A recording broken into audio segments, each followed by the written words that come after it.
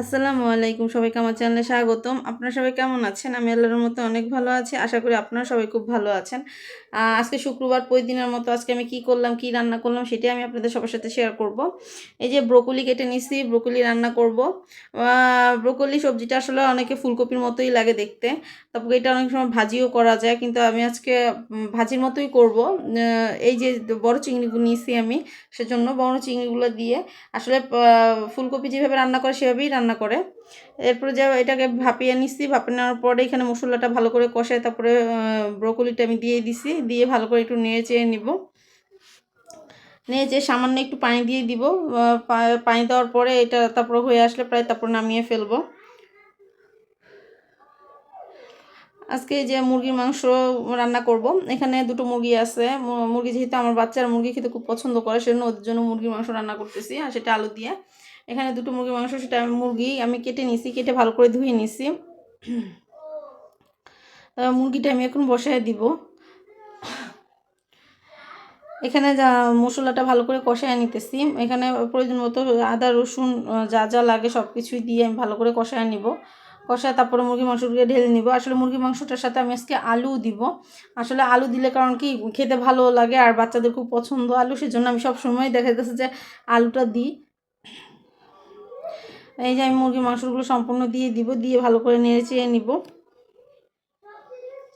আপনারা যদি আমার ইউটিউব চ্যানেল নতুন হয়ে থাকেন তাহলে প্লিজ আমার চ্যানেলটা সাবস্ক্রাইব করে দেবেন, ফেসবুক পেজ থেকে ফলো দিবেন, লাইক দিয়ে শেয়ার করে দেখার সুযোগ করে দেবেন। তবে এখানে হাঁসের মাংস, আমি হাঁসও রান্না করব। আসলে হাঁসের মাংস আমার বাচ্চারা অত বেশি পছন্দ করে না, সেজন্য ওদের জন্য মুরগি রান্না করতেছি।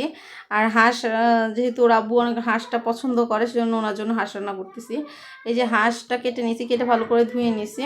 ধুয়ে এখন আমি হাঁসটা বসায় দিব। এখানে আমি মশলাটা ভালো করে কষায় নিতেছি, পরিমাণ মতো লবণ, হলুদ, মরিচ যা যা লাগে সব কিছু দিয়ে নিছি। দিয়ে এখন এই যে হাঁসের মাংসটা দিয়ে দিতেছি, দিয়ে এখন নেড়ে চেড়ে নিব। নেড়ে চেড়ে তারপর পরিমাণ মতো ঝোল দিয়ে দিব। এখানে আমি বেগুন ভাজি করব। বেগুনের মধ্যে বেগুনগুলোকে ছোট ছোট করে গোল গোল আকারে আমি কেটে নিছি। কেটে এখানে একটু সামান্য রসুন আর হলুদ, মরিচ, লবণ দিয়ে ভালো করে মেখে নিব। আসলে ভাজা পোড়ার মধ্যে বেশি মশলা দিতে হয় না, দেখা যাচ্ছে মশলাটা বেশি দিলে গন্ধ হয়ে যায়, সেজন্য অত বেশি ভালো লাগে না। এই যে দেখেন আমি এখানে মুরগির মাংসটা প্রায় কষানি হয়ে আসছে। মুরগির মাংসটার মধ্যে আমি মতো একটু ঝোল দিয়ে দিব। আপনারা যদি আমার ইউটিউব চ্যানেল নতুন হয়ে থাকেন তাহলে প্লিজ আমার চ্যানেলটা সাবস্ক্রাইব করে দিবেন, ফেসবুক পেজ থেকে ফলো দিবেন, লাইক দিয়ে শেয়ার করে ওকে দেখার সুযোগ করে দিবেন।